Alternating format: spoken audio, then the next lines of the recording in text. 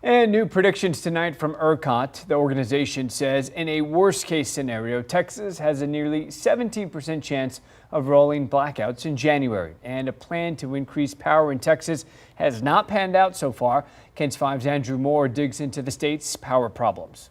ERCOT's worried they didn't have quite enough power to get through another big storm this winter, so they asked companies to restart older plants. That hasn't happened, and a Houston energy expert says it probably won't.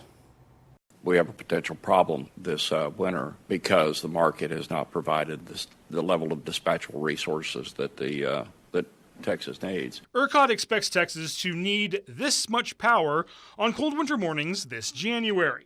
They expect to have at least this much reliable power available. The numbers are a little close for comfort, and ERCOT CEO Pablo Vegas told WFAA the margin of safety gets smaller every season. That demand continues to grow, and we don't have that dispatchable generation growing at the same pace. So if a big winter storm were to come along and reduce power further, that would be bad, and that's where the 17% chance of blackouts come in.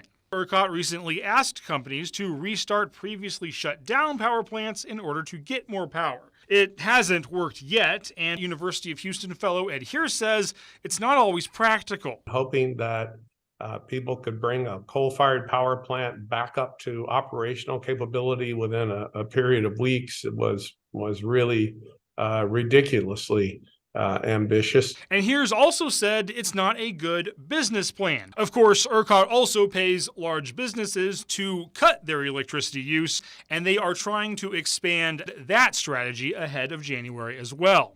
ERCOT's CEO says they still need a permanent solution in the future. The risk keeps going up each season that we could get to a place where we won't have enough supply to meet demand. The Texas legislature has passed a loan program to try and incentivize companies to build more power plants. ERCOT CEO says it's too early to see if that program is working. In the studio, Andrew Moore, KENS 5.